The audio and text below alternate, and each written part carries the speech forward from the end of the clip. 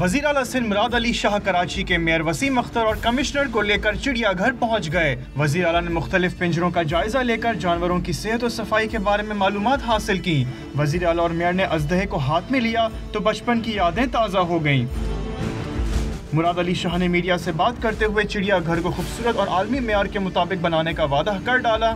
مقصد یہی ہے کہ اس زو کو جو شہر کے بیچ میں تقریباً 40 ایکڑ زمین ہے اس کو ایسے ریہیبلیٹیٹ کیا جائے کہ اس شہر کے لوگوں کو، بچوں کو خاص طور پہ ایک ایسی جگہ ملے کہ جہاں پہ وہ آ کے اچھا ٹائم بھی اسپینڈ کر سکیں، کچھ معلومات بھی حاصل کر سکیں۔ وزیر اعلیٰ نے کراچی میں تجاوزات پر ناراضگی کا اظہار کیا اور انہیں ختم کرنے کی یقین دہانی کرا دی۔ تجاوزات پورے شہر میں ہر جگہ پہ ہیں، جو اس کے مقاصد ہیں میں کہتا رہا ہوں، لیکن انشاءاللہ تعالی کوشش یہی ہے کہ جلد سے جلد ان کو ختم کیا جائے۔